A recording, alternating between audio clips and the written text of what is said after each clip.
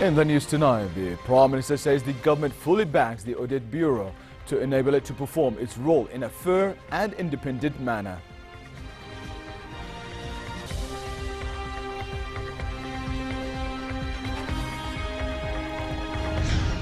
The United Nations says almost 30,000 people flee East Aleppo, and Russia proposes to set up humanitarian corridors to evacuate the wounded and get aid in.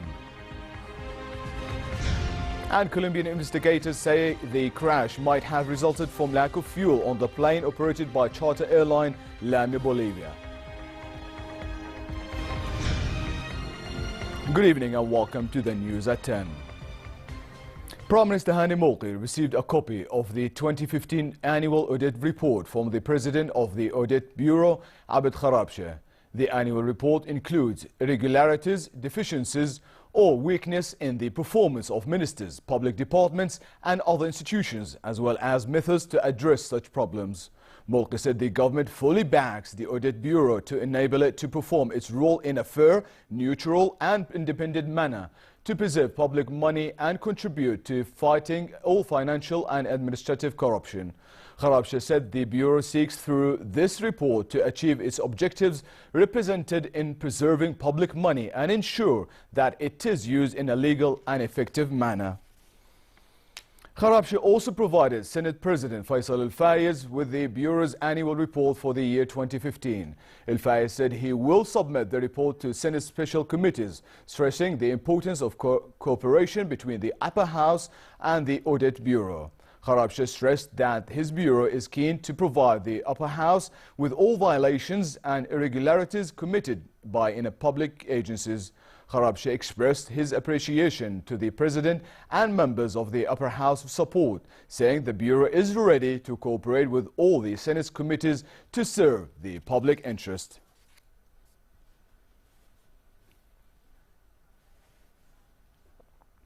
Almost 30,000 people have fled the besieged rebel-held part of Aleppo in the past few days. The UN Special Envoy for Syria Special Advisor Jan Egeland said Russia and the Syrian government have for now refused to make a pause in the bombing to let medical and food assistance in eastern Aleppo. But Russia has proposed to set up 4 humanitarian corridors to evacuate the wounded and get aid in. The top priority, however, remains a pause in the fighting. Operations are now happening in basements without anesthesia. Imagine having your child rushed to an unsanitary basement and then being operated upon without anesthesia. These are the conditions today in East Aleppo. We hope to be able to remedy that, and we're starting today to discuss the opportunity that the corridors might bring. In West Aleppo, which would be, half an hour and 1 hour away with trucks, we have food for 150,000 people that we could bring to East Aleppo very easily. And we have all of the medical equipment, medicines, etc., that they need in East Aleppo. It is pre-positioned. We have people there. We basically need the access, and we're sitting down now to discuss it with Russia and with the government of Syria. Iraqi troops pressed on with the assault of Mosul. The troops continued their push to retake Al-Qadisiyah neighborhood in eastern Mosul. Gunfire and explosions could be heard and smoke could be seen rising from the neighborhood. Military commanders said the troops have already retaken 11 neighborhoods in the eastern parts of the city and are pushing to reach the bank of the river Tigris. The International Committee of the Red Cross warned the Iraqi government's assault to retake the northern city of Mosul could take months. Fight in Mosul is not just going to stop anytime soon, because the resistance is very strong, and therefore it is likely, although I cannot speculate and know, but it is likely that we will see long drawn-out fighting with very serious suffering of a population that will once again be caught between two front lines. gives you a frame. Dozens of Palestinians were injured during violent clashes with Israeli soldiers in the occupied city of Jerusalem. Local sources said that a large force of Israeli occupation troops stormed this town east of Jerusalem, stationed at the entrance of Al-Quds University, and violently clashed with Palestinian young men, injuring and hurting dozens of them. Israeli forces also arrested 16 Palestinians from various West Bank cities. Palestinian Prisoners Club said in a statement that the occupation forces raided the cities of Hebron, Bethlehem, Ramallah, Nablus and Jenin and arrested the citizens. Bolivian authorities suspended the license of a tiny charter airline whose plane that crashed in Colombia after apparently running out of fuel, killing 71 people and wiping out a Brazilian football team on its way to a regional cup final. This came according to initial findings by aviation officials, prompting an investigation into why the plane flew under those conditions. The comments by the Civil Aviation Authority confirmed the Bolivian pilot's final words to the control tower in Medellín's airport that the plane was in a total electrical failure without fuel. More in this report.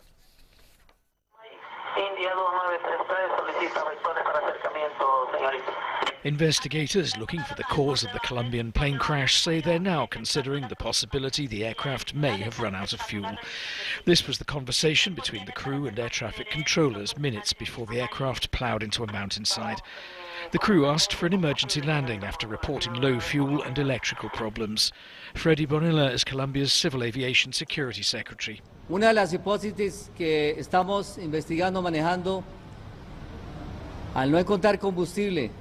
One hypothesis we're investigating and dealing with, after not finding any fuel at the impact zone in the surrounding area nor in the supply lines, is that there was a flame out in the engines due to the lack of fuel. Having the engines shut down, the engines are the electrical source, they produce the power. Even though the plane had an APU, a backup generator, without the fuel, the electrical source would have been completely lost. Pero si no contaba con combustible, obviamente la fuente eléctrica se iba a perder totalmente. At least 71 people died in the crash on Monday, many of them players and staff of a Brazilian soccer team. 6 people survived the impact.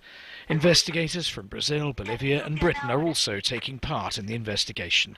The plane was a British-built BAE 146 operated by Bolivian airline Lamia. Tens of thousands gathered for the annual Rockefeller Center Christmas tree lighting ceremony in New York. The ceremony was broadcast live on NBC with a slew of star-studded performances, including Dolly Parton and Tony Bennett, leading up to the moment 50,000 lights came to life. The Rockefeller Center tree has been a main staple of Christmas in New York City since the Great Depression, with hundreds of thousands of people visiting the tree while it's on display.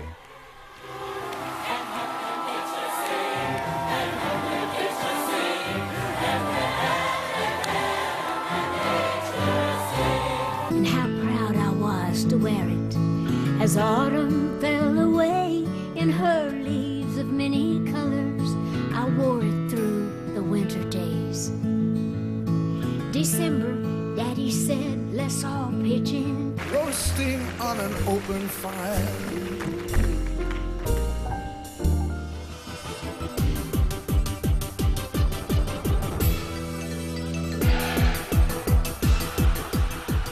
Magnus Carlsen retained his World Chess Championship title with a defeat of Sergei Karjakin in a series of tie-breaking games.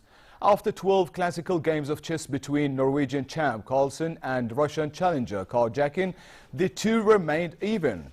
Carlsen, who turned 26-year-old yesterday, is known as a stronger player in rapid-style chess games and proved it by defeating the more defensive-minded Karjakin in 3 or 4 games to clinch the overall win. The two split a prize pool of $1.1 million, with Carlsen taking home $660,000 for the win.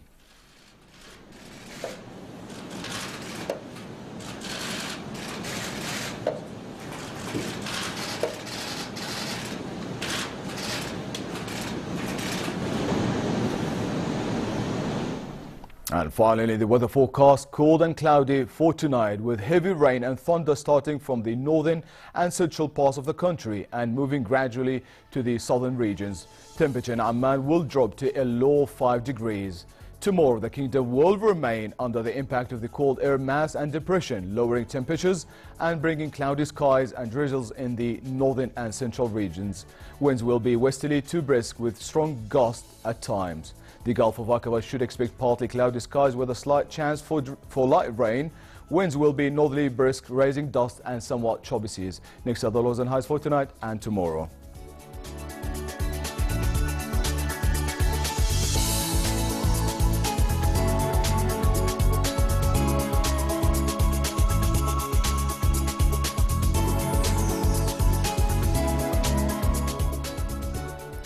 And to close here, our top stories once again. The Prime Minister says the government fully backs the Audit Bureau to enable it to perform its role in a fair and independent manner.